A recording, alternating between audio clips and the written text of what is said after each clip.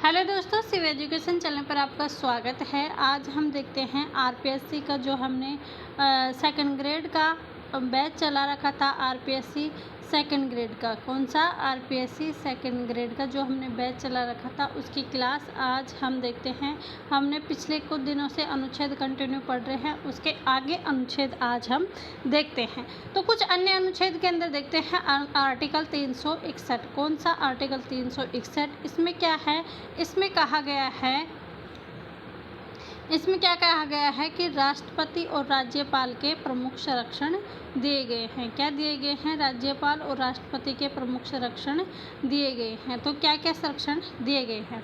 राष्ट्रपति और राज्यपाल राज प्रमुख का संरक्षण और विशेषाधिकार अनुच्छेद 361 के अंदर दिया गया है। और 361 फर्स्ट में भी क्या कहा गया है? 361 फर्स्ट में क्या कहा गया है कि राष्ट्रपति व राज्यपाल द्वारा अपनी पदावधि के दौरान लिए गए निर्णयों में न्यायालय के लिए उत्तरदायी नहीं है। ये क्वेश्चन ऐसे आजकल इसके अंदर पॉलिटी में अंदर से क्वेश्चन पूछे जा रहे हैं, बहुत ही हार्ड क्वेश्चन आ जाते हैं। हम देखते हैं कि ये हमारे लाइक में ये RS UPSC वाले क्वेश्चन है, लेकिन RPSC भी ऐसे क्वेश्चन पूछी है कि कौन से में राष्ट्रपति और राज्यपाल न्यायालय के लिए उत्तरदायी है या नहीं है, ये किस अनुच्छेद में है। तो ये अनुच्छेद है 361 में है कि राज्यपाल और राष्ट्रपति द्वारा अपनी पदावधि के दौरान लिए गए निर्णयों में न्यायालय के प्रति क्या नहीं है? उत्तरदायी नहीं है। फिर हम देखते हैं अगले 361 हमने देख लिया कि वो न्यायालय के प्रति उत्तरदायी नहीं है। 362 क्या कहता है कि राष्ट्रपति व राज्यपाल के विरुद्ध पदावधि के दौरान दंडिक कार्रवाई या आपराधिक मुकदमा किसी भी न्यायालय में नहीं चलाया जा सकता। फर्स्ट में तो क्या है कि आप न्यायालय में नहीं, उनकी पदावधि कार्य से आप न्यायालय में नहीं कर सकते। और 361 में कहा गया है कि उनके ऊपर दंडिक कार्य में न्यायालय व मुकदमा नहीं चलाया जा सकता। फिर 361 क्या कहता है? 3 कहता है कि राष्ट्रपति व राज्यपाल को पद पर रहते हुए गिरफ्तार नहीं किया जा सकता।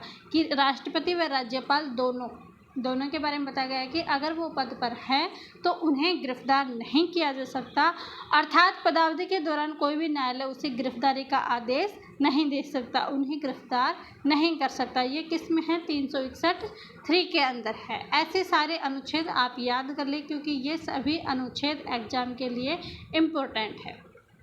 फिर 361 है। 361 कहता है कि राष्ट्रपति व राज्यपाल के विरुद्ध पदावधि के दौरान सिविल मुकदमा चलाया जा सकता है।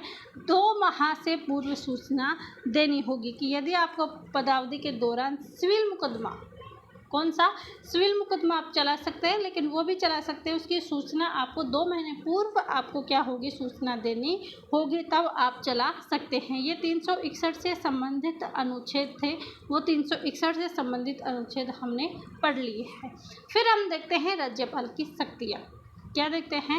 राज्यपाल की शक्तियाँ। कितनी शक्तियाँ राज्यपाल के पास है? राज्यपाल के पास 5 शक्तियाँ। कौन कौन सी? कार्यपालिका की शक्ति, विधायी शक्ति, न्यायिक शक्ति, वित्तीय शक्ति और स्वविवेकी शक्ति। ये पांचों शक्ति किसके पास है? ये राज्यपाल के पास है। कौन कौन सी? कार्यपालिका, विधायी, न्यायिक, वित्तीय और स्वविवेकीय शक्ति।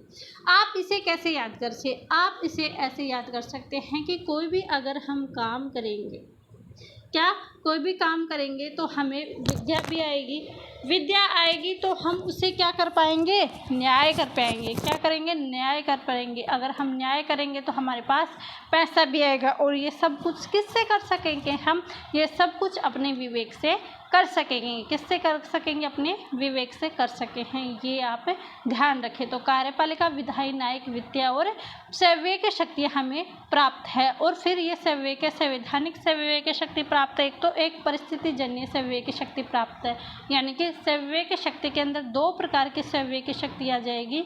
एक तो संवैधानिक, यानी जो संविधान में लिखित है, और एक जो परिस्थिति से उत्पन्न, जो स्वयं अपने दिमाग से जो राज्यपाल अपनाता है, वो स्वविवेक शक्ति हमें प्राप्त है। किसको?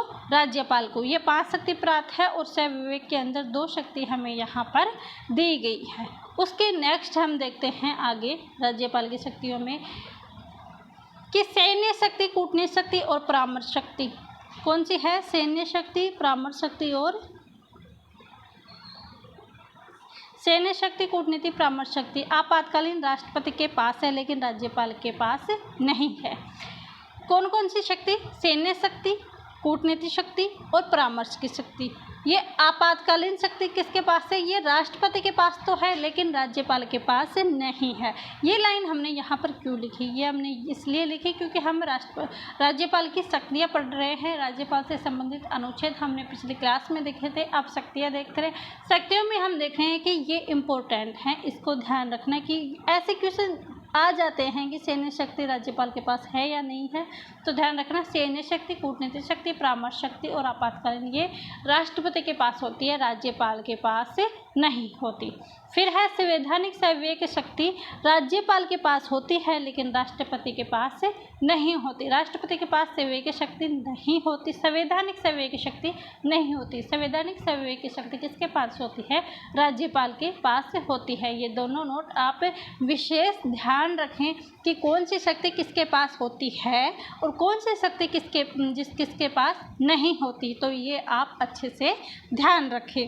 फिर हम नेक्स्ट देखते हैं कि राज्यपाल की कार्यपालिका की शक्ति कौन कौन सी है। कार्यपालिका की शक्ति कौन कौन सी है? अनुच्छेद 166 देखते हैं।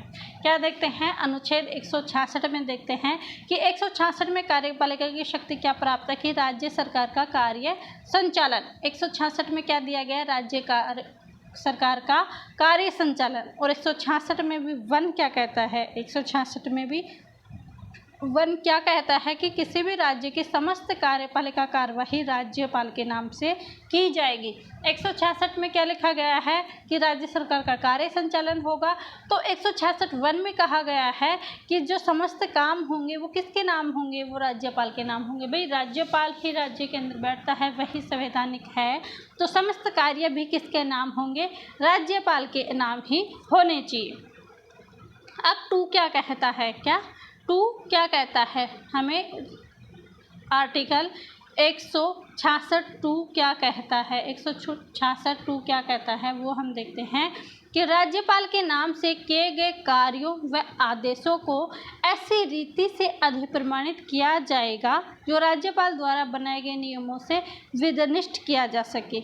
यानी अगर कोई काम राज्यपाल के नाम से हो रहे हैं और कोई ऐसे बोल रहा है कि हम ये नहीं माने कि भाई राज्यपाल ने नहीं कहा है तो हम माने नहीं, उन्हें मानना पड़ेगा क्योंकि वो समस्त काम किसके नाम से हो रखे हैं? राज्यपाल के नाम से हो रहे हैं। इसे आप क्वेश्चन नहीं उठा सकते, इसे आप कोर्ट में नहीं ले जा सकते क्योंकि उसमें राज्यपाल की मोहर लग चुकी है, तो इसका मतलब उसमें राज्यपाल की अनुमति आपको मिल चुकी है। ये लैंग्वेज ऐसे के ऐसे संविधान में ऐसे लिखे हुए थे, तो ऐसे होने से क्या है कि अगर आपके कथन के क्वेश्चन आते तो गलत नहीं होगा। इस प्रकार के अधिप्रमाणित आदेश को इस प्रकार प्रश्नगत नहीं कर सकते, वह राज्यपाल द्वारा निष्पादित किया गया आदेश नहीं है कि आप ऐसे नहीं कह सकते भाई ये राज्यपाल द्वारा आदेश से निष्कासित नहीं है, आज राज्यपाल ने इसे नहीं कहा, ऐसा आप नहीं कह सकते। इसलिए फर्स्ट में कहा गया है कि समस्त काम राज्यपाल में होंगे। सेकंड में कहा है कि अगर राज्यपाल के नाम से हमने कर दिए और राज्यपाल के नाम से अगर कोई कार्य आदेश से निष्कासित हो रहा है तो या जा रहा है तो उसे आप मना नहीं कर सकते, उसे आप प्रश्नगत नहीं कर सकते या उपमान्य से इनकार नहीं कर सकते कि राज्यपाल का काम नहीं हो रहा, उसकी मोहर लग गई तो उसी के कार्य हैं। आर्टिकल 166(3) क्या कहता है कि राज्यपाल व मंत्रियों के लिए कार्य आवंटन हेतु नियम बनाता है। क्या करता है? नियम बनाता है। तो 166 में कितने हो गए? 166 के अंदर 3 हो गए। 166 के अंदर कितने हो गए? 3 हो गए। पहले में क्या है कि समस्त उसी के नाम से करेंगे, सब हमने नाम से कर लिए। सेकंड में क्या है कि अगर आपने नाम से किया है तो उसने अगर हस्ताक्षर कर दिए, क्या उसने अगर हस्ताक्षर कर दिए तो वो आपको मान्य होंगे।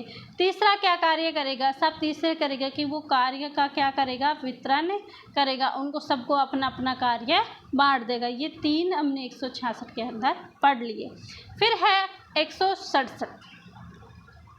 जिनमें इम्पोर्टेंट लग रहा है वो आप देख लें, क्योंकि ये भी एग्जाम के लिए इम्पोर्टेंट है। अनुच्छेद 167 क्या कहता है कि राज्यपाल को जानकारी सूचना देने के संबंध में मुख्यमंत्री का कर्तव्य बनता है कि राज्यपाल को वो सूचना दे, और मुख्यमंत्री का संवैधानिक कर्तव्य बनता है कि वह राज्यपाल को सूचना देगा प्रशासन संबंधित, और जो भी उनके प्रशासन संबंधित जो सूचनाएं होती है वो राज्यपाल को देगा, वो मांगे या न मांगे लेकिन उसको देना होगा। इस अनुच्छेद में मुख्यमंत्री के 3 संवैधानिक कर्तव्यों को उल्लेख किया गया है। 167 में क्या है कि राज्यों के कार्य, प्रशासन एवं विधायी संबंधित मंत्रिपरिषद के समय निर्णय विनिश्चयों से राज्यपाल को सूचित करेगा। खेम में क्या कहा गया है कि राज्य के कार्यों के प्रशासन एवं विधायी संबंधित जानकारी राज्यपाल के मांगे जाने पर उपलब्ध कराएगा। ये 167 ख के अंदर है।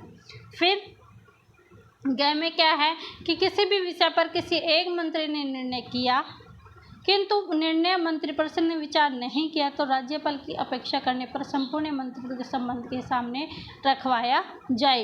ये 167(3) के अंदर कहा गया है। क्या क्या कहा गया है 167 के अंदर? 167 में पहले में कहा गया है कि भाई वो अगर वो सूचना मांगता है तो उसे दे। प्रशासन और विधायी संबंधित मंत्रिपरिषद से निर्णय पर राज्यपाल को सूचित करे, भाई राज्यपाल को दे, और अगर वो मांगे या न मांगे। ख में कहा गया है कि राज्यपाल मांगे जाने पर उसे उपलब्ध किया जाना चाहिए। और ग कौन सा 167 ग में क्या कहा गया कि अगर कोई विचार है उस पर एक मंत्री ने विचार कर लिया है और संपूर्ण मंत्रिपरिषद ने विचार नहीं किया, और राज्यपाल अगर चाहता है कि उस पर एक मंत्री नहीं संपूर्ण मंत्रिपरिषद को विचार करना है तो वह पूरी मंत्रिपरिषद के साथ विचार करवा सकता है, पूरी मंत्रिपरिषद के सामने रखवा सकता है। ये हमने 167 तक कार्यपालिका की शक्ति पढ़ ली। इसके बाद कौन कौन सी ये नियुक्तियाँ करवाता है, कौन से अध्यक्षों को नियुक्त करवाता है, ये सब हम देखते हैं कल की क्लास में। यह वीडियो कैसे लगी कमेंट करके ज़रूर बताएं। वीडियो को लाइक शेयर एंड सब्सक्राइब जरूर कीजिए। आप सभी का धन्यवाद। Thank you.